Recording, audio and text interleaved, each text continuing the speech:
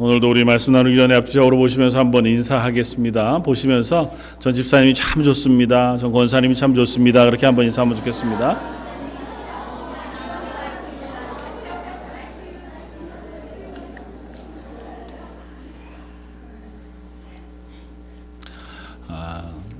오늘 시편 104편 말씀을 가지고 늦지 않게 도착하신 하나님의 위로라고 하는 제목으로 은혜를 나누고자 합니다.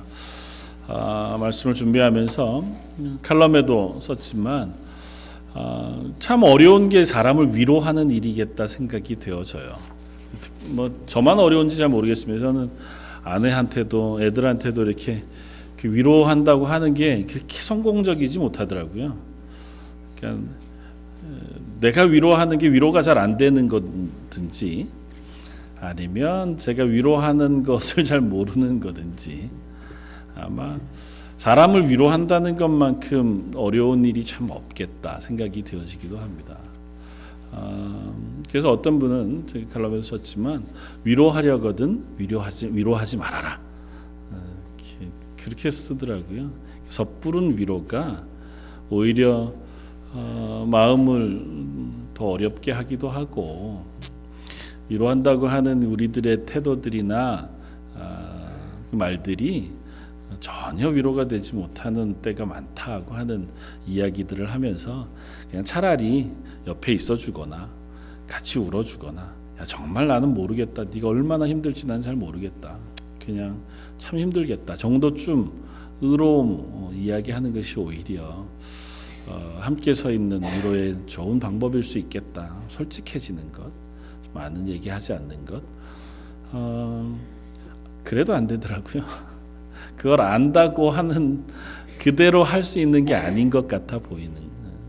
결국 위로라는 건 관계 속에서 그 사람과 나 사이의 관계가 깊어지고 또 내가 그 사람을 사랑하는 마음이 전달되어질 때 그냥 그것이 위로가 되는 것 같고 또 그것이 알아질 때 비로소 그 사랑이 전달되어지는 것 같아 보이기도 합니다.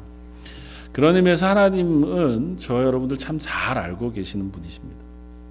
하나님은 우리를 잘 아실 뿐만 아니라 하나님 우리를 위로하기를 원하시는 하나님이신 줄 믿습니다.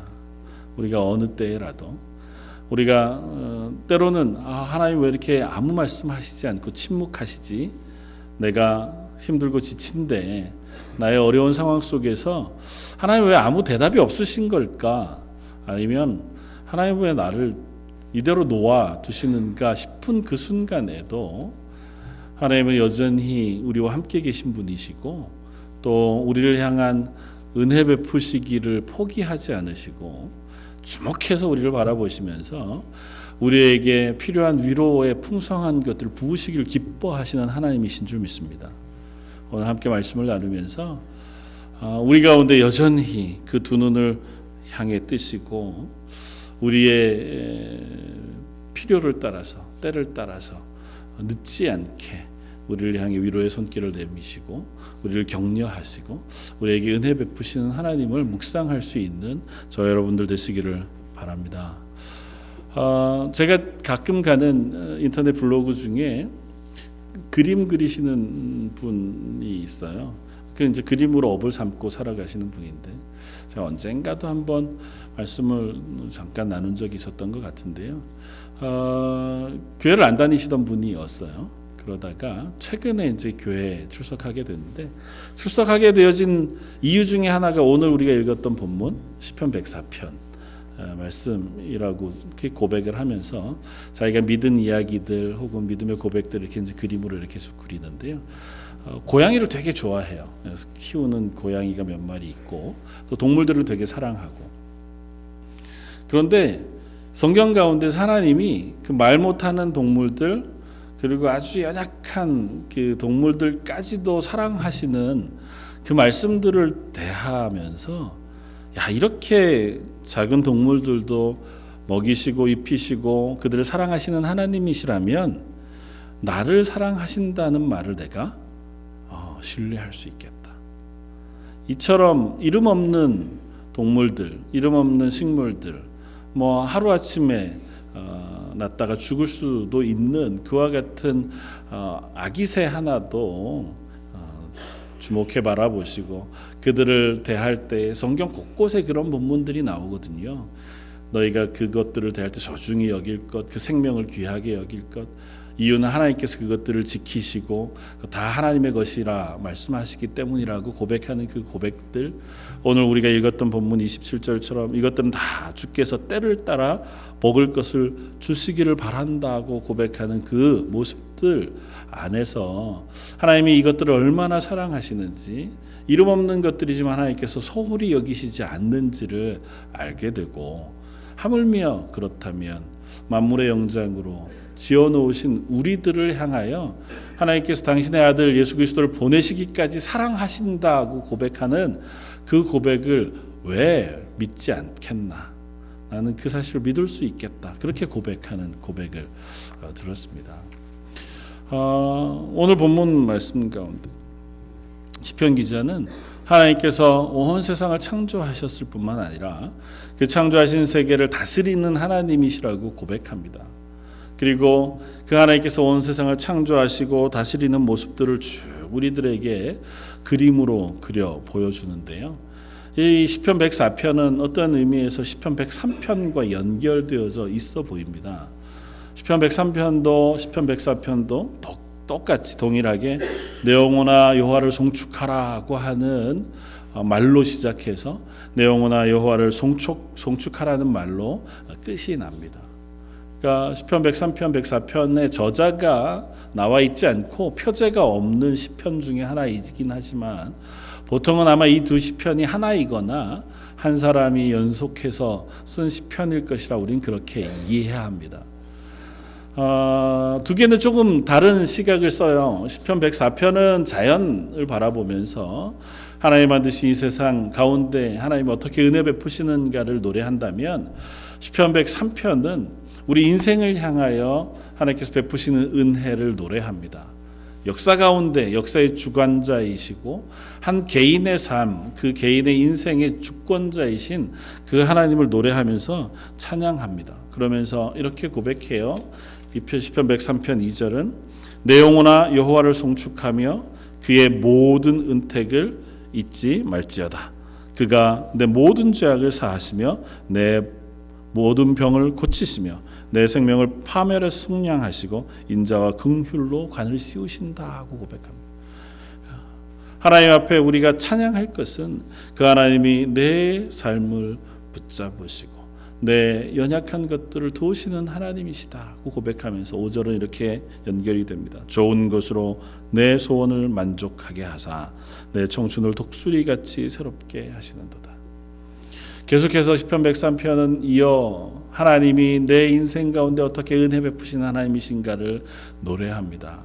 그 하나님이 우리를 어떻게 긍휼히 여기시고 우리를 향해 어떻게 은혜 베푸시는 하나님이신가를 시인의 눈을 통해서 노래하고 찬양하려고 합니다. 그리고 이어서 오늘 우리가 함께 나누었던 시편 104편은 그 하나님이 나에게 혹은 우리 인생에게 뿐만 아니라 하나님 지으신 온 세상 가운데 어떻게 은혜 베푸시는 하나님이신가를 우리에게 들려줍니다. 하나님은 온 세상을 당신의 능력 가운데 지으시고 땅과 물을 나누시고 그 나누신 물 가운데에 하나님이 지으신 동물들과 사람들을 살게 하셔서 물로부터 위협당하지 않고 안전하게 거할 거처를 마련해 주셨다고 이야기합니다. 그 가운데 샘을 내셔서 동물들과 사람들이 먹을 물을 얻게 하시고 그 물을 통하여 생명을 유지할 수 있는 은혜를 베풀어 주셨다고도 말씀하고, 또 때로는 산을 만들고 골짜기를 만들고 들판을 만들고 물을 만들어서 각자 그곳에 거하는 동물들에게 자기의 처소를 마련하도록 은혜를 베푸셨다고 말해요. 그러니까 하나님은 그 모든 것들을 하나님의 계획 가운데 은혜 가운데 세세하게 살펴주셔서 단 하나도 놓치지 않고 그 동물들의 생명을 하나님의 것으로 지키고 보호하고 계시다고 선언해 주고 계시다는 거죠. 어떻게 보면 자연을 우리가 흔히 이야기할 때 약육강식이라고 표현합니다. 힘 있는 것들이 힘 없는 것들을 잡아먹고 또 그 위에 군림하고 또 그것을 압제하는 것과 같은 세상이 자연인 것 같아 보이지만, 그러나 정작 자연의 모습을 보면 오히려 힘이 없는 동물들일수록 훨씬 더 번성하고 힘이 있는 동물들일수록 훨씬 빨리 멸종해가는 것을 우리가 봅니다. 물론 그것도 인간의 악함 혹은 인간의 탐욕 때문에 일어나는 일이기도 하지만, 하나님은 그 모든 자연이 질서 있게 잘 유지될 수 있도록 하나님의 은혜 가운데 보호하고 계시다고 오늘 시편 기자는 이야기합니다. 심지어 그 하나님의 질서와 하나님의 보호하심을 이렇게까지 표현하고 있는 것을 봅니다. 19절 여호와께서 달로 절기를 정하시며 해는 그 지는 때를 알도다. 주께서 흑암을 지어 밤이 되게 하시니 삶림의 모든 짐승이 기어 나오나이다. 젊은 사자들은 그들의 먹이를 쫓아 부르짖으며 그들의 먹이를 하나님께 구하다가 해가 돋으면 물러가고 그들의 굴 속에 눕고 사람은 나와서 일하며 저녁까지 수고하는도다. 하나님께서 밤과 낮을 지으시고 밤에는 사람은 쉬게 하시고 그때 짐승들은 나와서 그곳에서 먹이를 얻게 하셨다는 거예요. 특별히 사자와 같이 맹수들은 그때에 자기의 먹이를 찾아 헤매면서 부르짖는데, 시인은 뭐라고 표현하냐면 그것을 하나님께 먹이를 구하다가 그렇게 표현해요. 사자가 기도하겠습니까? 많은 그가 하나님이 지으신 모양대로 살아가고 있는 그 삶의 모양을 하나님께 기도하다가 하나님께 부르짖다가 하나님께서 그를 향해 때를 따라 먹이를 허락하시는 은혜를 입고 이 땅을 살아가는 것이라고 노래합니다. 사자에게만 그럴까요?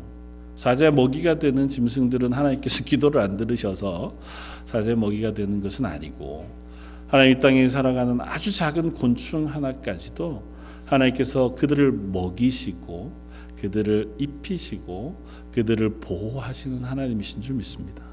그렇기에 지금도 온 세상이 여전히 아름답게 유지되고 그 가운데서 질서를 따라 진행되어져 가는 삶을 살아가게 되어지는 줄 믿습니다. 하나님이 이와 같이 우리가 보기엔 그냥 던져놔서 지들끼리 아무렇게나 사는 것 같아 보이는 그 자연조차 하나님이 하나하나 다 지키시고 보호하셔서 하나님의 은혜 가운데 그것들이 질서를 유지하고 잘 유지되도록 돕는 하나님이라면, 하물며 하나님이 사랑하셔서 자녀 삼으시고 하나님 백성 삼으신 저와 여러분들을 향하여서 그와 같은 은혜를 왜 베푸시지 아니하시겠느냐는 것입니다.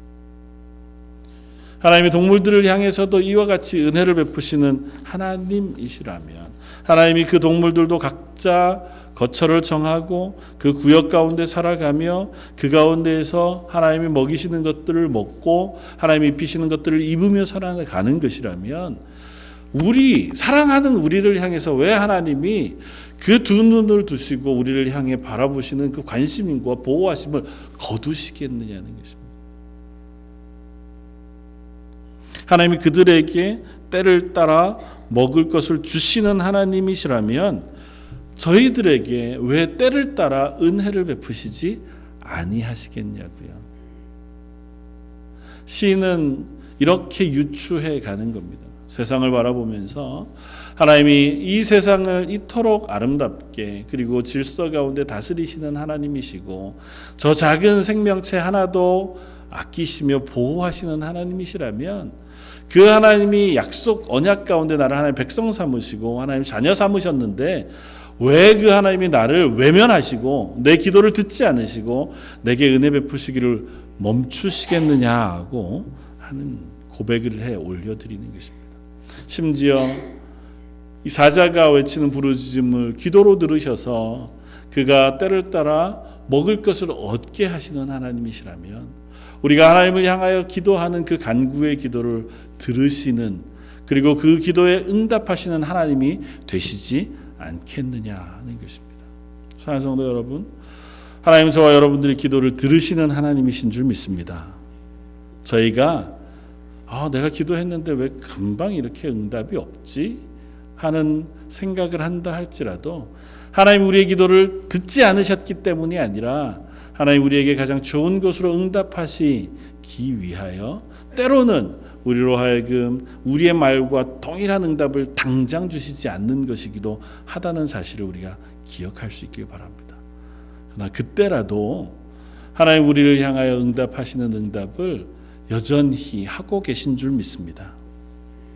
하나님은 우리에게 응답하시되 우리가 받은 응답의 때보다 훨씬 이전에 우리를 향하여 하나님은 은혜 베푸시기를 시작하시고 그 일을 계획하셨으며 실행하셔서 우리에게 위로하시고 격려하시고 은혜 베푸시는 하나님이 되시는 줄 믿습니다. 왜냐하면 하나님 우리를 잘 아시기 때문에, 하나님 우리를 들으시기 때문이고 하나님 우리의 하나님이 되시기 때문이라는 사실을 우리가 잊지 말기를 바랍니다. 사도행전 10장에 보면 고넬료라고 하는 한 인물의 이야기를 우리가 읽을 수 있습니다. 고넬료라고 하는 사람은 이탈리아 로마 사람이었고요. 로마의 점령군으로 이스라엘의 백부장으로 파견 나와 있는 사람이었습니다. 가이사랴에 살고 있었고, 가이사랴는 어느 곳이냐면 빌라도라고 하는 로마의 총독과 그의 군대들이 주둔하는 주둔지예요. 그러니까 지금도 가이사랴에 가면 그 흔적이 남아 있는데요. 그 흔적이 완전히 요새와 같은 성으로 지어져 있습니다. 그리고 그 안에는 로마 군대만 있고 밖으로 나아가는 길이 아예 그 요새와 같이 잘 준비되어져 있어서 함부로 그 안으로 들어가기 어려울 만한. 그러니까 그 가이사랴의 주둔군으로 있는 사람이 백부장 고넬료였습니다. 그런데 이 백부장 고넬료를 소개하면서 사도행전 10장 1절에 이렇게 소개합니다. 가이사랴에 고넬료를 하는 사람이 있으니 이달리아 부데라 하는 군대의 백부장이라. 그가 경건하여 온 집안과 더불어 하나님을 경외하며 백성을 많이 구제하고 하나님께 항상 기도하더니 하루는 제9시쯤 되어 환상 중에 밝히 보매 하나님의 사자가 들어와 이르되 고넬료야 하니 고넬료가 주목하여 보고 두려워 이르되 주여 무슨 일이니까? 천사가 이르되 내 기도와 구제가 하나님 앞에 상달되어 기억하신 바가 되었다 말씀하세요. 이 사람은 하나님을 모르는 사람입니다. 이달리아대의 장군으로 와서 장교로 와서 이 이스라엘을 통치하는 통치자, 어떤 침략군과 같은 사람으로서 있는 사람이었지만 그가 이스라엘에 와서 하나님을 알게 되었고 또 유대인들이 섬기는 그 율법을 알게 되어서 그가 그 하나님을 섬기는 경건한 삶을 살기 시작했습니다. 그가 잘은 모르지만 아마 성전에 가서 예배해 본 적도 별로 없었을 것입니다. 제사할 수 없었을 때니까 아마 최대한 가보아도 이방인의 뜰 정도쯤에 가 이스라엘에 예배하는 것 혹은 뭐 제사하는 것을 보았을 정도까지겠죠. 율법을 들어서 알 수는 있지만 율법의 내용이 전부 다 뭔지도 아마 몰랐을 겁니다. 그럼에도 불구하고 성경은 그를 하나님을 경외하며 백성을 많이 구제하고 하나님께 항상 기도하더니라고 써요. 그러니까 그는 그가 할 수 있는 한 최선을 다해서 하나님을 알아가려고 했고 하나님께 기도하려고 했습니다. 하나님은 그의 기도를 들으셨습니다. 그가 기도하는 것을 하나님께서 아셨다고 표현해요. 그리고는 고넬료에게 말씀하시기를 내가 지금 사람을 욥바라고 하는 곳에 보내어서 시몬 베드로를 청하라고 말씀하십니다. 하인을 보냅니다. 하나님은 그 베드로가 이 고넬료를 만나러 와서 가이사랴에 와서 그의 집에 들어와 고넬료를 만나기까지 총 4일의 시간이 걸리는데요. 그 4일 동안 끊임없이 하나님은 이 일 가운데 개입하고 계신 것을 사도행전 10장 우리에게 들려줍니다. 하나님께서 고넬료에게 나타나시고 나서 곧 베드로에게 또 기도 시간에 나타나십니다. 베드로는 전혀 고넬료라고 하는 인물을 알지 못하고 그저 자기의 시간을 따라서 욥바의 무두장이 시몬의 집 옥상에 올라가서 하나님께 기도합니다. 기도할 때 하나님께서 베드로에게 나타나세요. 베드로에게 고넬료에 대해서 말씀하시지 않고 베드로가 가지고 있는 도무지 이방인에게는 복음을 전할 수 없다고 하는 그 마음을 깨워주세요. 하나님의 은혜가 그뿐 아니라 이방인에게도 전달되어져야 할 것인 것에 대하여 가르치시고 그 마음을 풀어주신 이후에 하나님께서 고넬료가 보낸 하인과 베드로가 만나게 하십니다. 그리고 넌 그를 따라가라 하고 말씀하세요.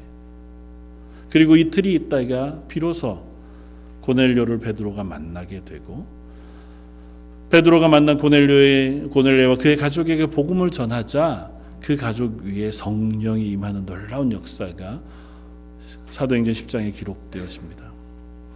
사실은 이 기록은 성경에 기록되어져 있는 유대인이 아닌 이방인에게 성령이 임한 첫 번째 기록이에요. 사마리아인에게도 복음이 전파되고 유대인에게도 복음이 전파되어지지만 이방인에게 복음이 전파되어져서 성령이 임했다고 하는 기록은 유일하게 여기에다가 기록하고 있습니다.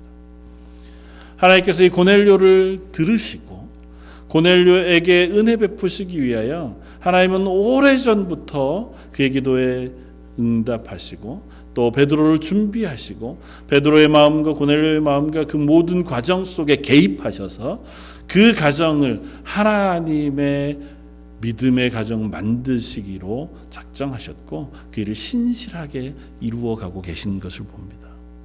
일어나는 일은 그 눈앞에 일어나는 그 사건 하나뿐이지만 하나님은 그 사건을 만드시기 위하여 이미 오래전부터 우리 가운데 역사하시고 역사 가운데 개입하시며 사람들 가운데에 은혜를 베푸시는 하나님이신 것을 우리는 확인합니다.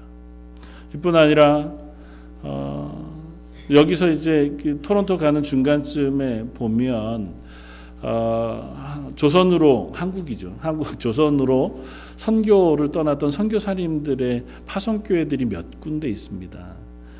많이 흔적이 없던 것을 그나마 한국 교회들이 와서 그것들을 발견하고 또 기념비를 세우기도 한, 특별히 평양 대부흥운동의 시발점이 되었던 하디 선교사님 생가 혹은 그 부모님의 무덤 아니면 파송교회도 바로 여기 해밀턴 가기 그 중간쯤에 있거든요.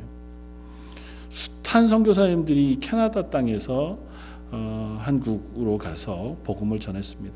어떤 분은 꽤 긴 시간 동안 하나님의 복음을 전하기도 했고 어떤 분들은 도착하자마자 죽임을 당하기도 했고 맥켄지 선교사 같은 경우는 도착해서 불과 1, 2년 정도 그들과 함께 동일하게 생활하면서 예수 그리스도의 사랑을 전하다가 그곳에서 병을 얻어서 순교하고 마는 그와 같은 일들도 우리가 봅니다.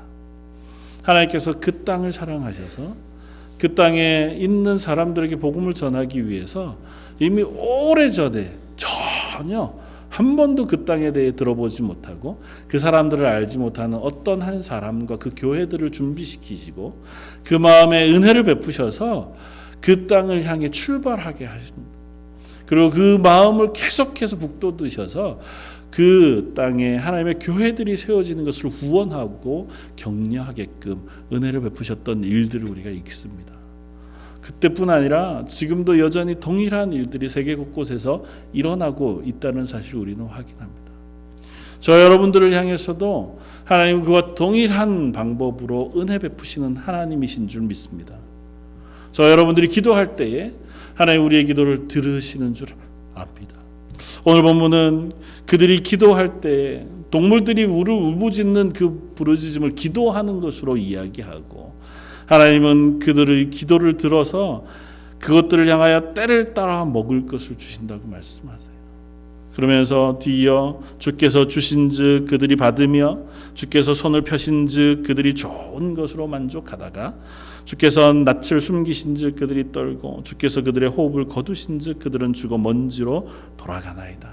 그들은 하나님이 하시는 대로 살고 기뻐하고 또 하나님께로 돌아가는 그와 같은 질서 가운데 놓여 있다고 이야기하면서 이 시인은 이렇게 하나님 앞에 고백합니다. 33절 내가 평생토록 여호와께 노래하며 내가 살아있는 동안 내 하나님을 찬양하리로다. 나의 기도를 기쁘게 여기시기를 바라나니 나는 여호와로 말미암아 즐거워하리로다. 동물들의 부르짖는 소리를 기도로 들으시고 그들에게 때를 따라 먹을 것을 주시는 하나님 앞에 내가 기도하며 나아갈 때 그 기도를 기쁘시게 여기시기를 바란다고 고백해요. 사랑하는 성도 여러분, 저와 여러분들의 기도도 하나님 기쁘시게 여기시는 줄 믿습니다. 하나님 저희 기도를 들으시고 저에게 늦지 않도록 때를 따라 하나님의 은혜를 베푸시는 하나님이신 것을 저 여러분들이 경험할 수 있기를 바랍니다. 그 하나님이 나의 하나님이 되셔서 나는 지금 기도하지만 하나님 내 기도에 응답하시기 위하여 우리를 위로하시고 우리에게 격려하시고 하나님의 은혜 베푸시기 위하여 벌써 수도 없이 전에 이미 2000여 년 전에 예수 그리스도를 이 땅에 보내셔서 우리를 향한 구원의 일들을 시작하신 그 하나님, 어쩌면 며칠 전에 혹은 몇 년 전에 저 여러분들을 향한 위로의 말을 전하기 위하여 또 누군가를 준비시키고 그의 손길을 통하여 저와 여러분들을 격려하시고 또 위로하시는 하나님이 우리의 하나님이신 줄 믿습니다. 제가 한국에서 아는 한 성도님과 대화를 하다가 그분 정말 어려운 상황 속에 놓여져 있었을 때에 정말 이대로는 못 살겠다.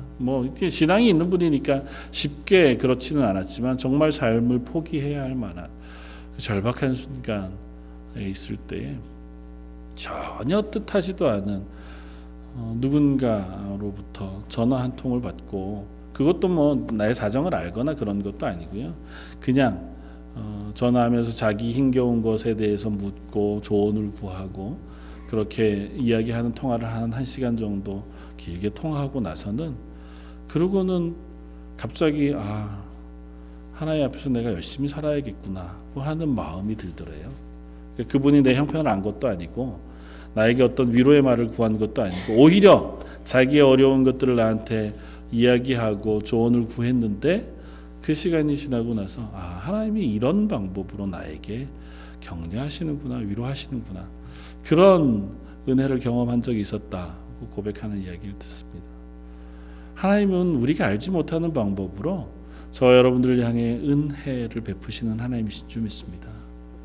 나는 오늘 기도하지만 내가 오늘 기도한 기도에 응답하시기 위하여 하나님 벌써 1년 전에 어떤 누군가를 준비시키시고 나를 향하여 출발시키시는 은혜를 베푸시는 하나님이신 줄 믿습니다. 저 여러분들이 하나님 앞에 무릎 꿇고 기도할 때에 왜 하나님 나 하는 기도에 응답하시지 않습니까? 하나님 왜 나를 이대로 놓아두십니까?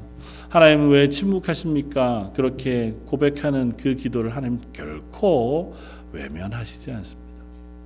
저 여러분들이 하는 모든 기도를 아시고 저 여러분들의 모든 형편을 아시며 저 여러분들을 향하여 가장 좋은 것으로 인도하시기를 기뻐하시는 하나님이 우리의 하나님이신 줄 믿습니다. 좋아하는 찬양 가운데 찬송가 370편, 찬송가 370장의 찬양을 참 좋아합니다. 새벽 예배 때 참 자주 부르는 찬양 중에 하나인데요. 그 찬양을 지은 히윗 여사라고 하는 분은 불우한 청소년, 불량 청소년들을 돕는 일들을 하는 분이었어요.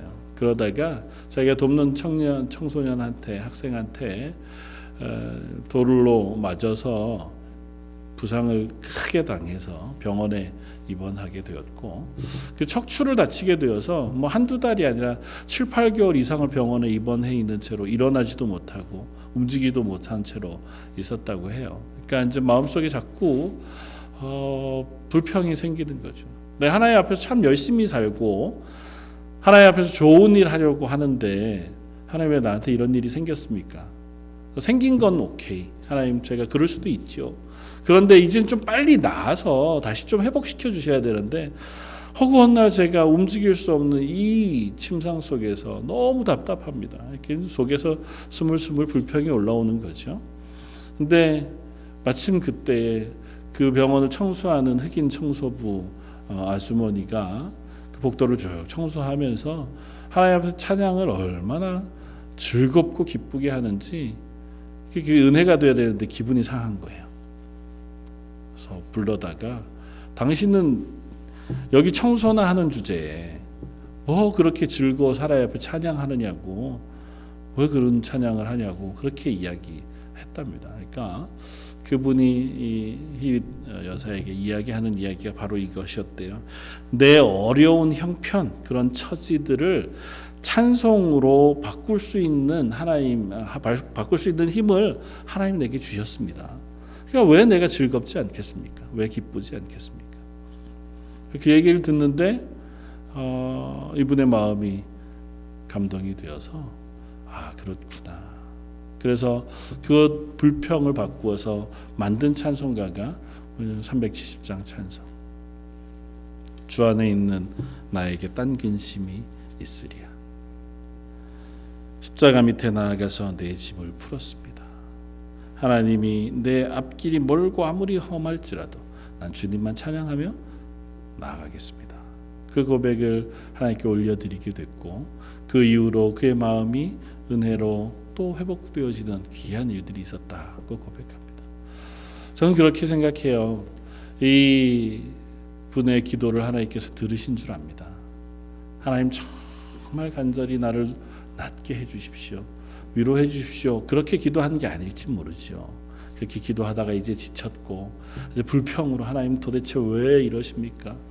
그 마음속에 어떤 가시가 있어서 하나님 앞에 갈증 가운데 그렇게 고백했는지도 모르지요. 그러나 하나님 그 마음을 들으시고 그에게 이름 없는 한 여인, 어떻게 보면 그 흑인 청소를 하신 아주머니의 이름도 알려진 바 없고 그분이 어떤 분이신지, 어떤 신앙생활을 했는지, 어떤 배경을 가졌는지도 전혀 우리는 알 수 없지만 그분을 준비시키시고 그날 아침에 특별히 그 마음의 은혜를 베푸셔서 또 그로 하여금 청소 가운데 찬양하는 그와 같은 기쁨을 누리게 하시고 그 찬양을 받으시는 하나님, 그것을 통해서 하나님은 이 분을 위로하시기를 원하신 줄 믿습니다.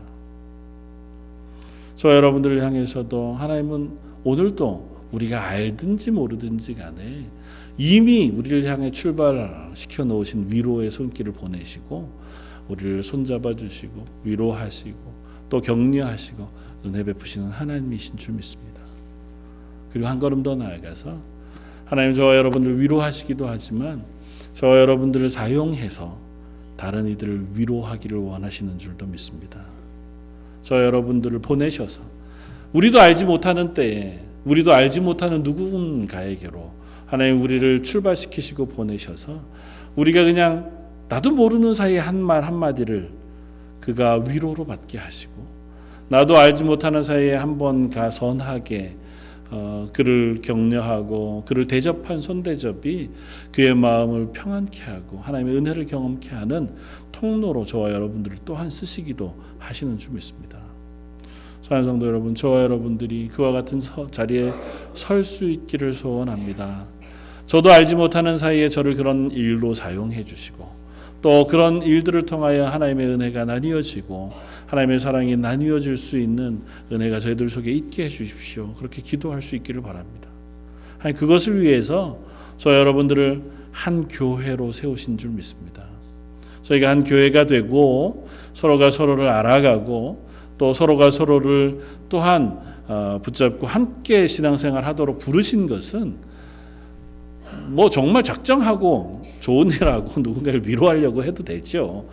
나 그 참 서툰 우리가 그것 말고 나는 몰랐어요. 그랬는데 지나가면서 했던 한마디 혹은 내가 그를 걱정하며 마음에 품고 있어 위해했던 기도 한 번의 기도 하나님께서 그것을 통해서 저 여러분들을 또 세우시고 위로하시고 격려하시고 은혜 베푸실 줄 믿습니다.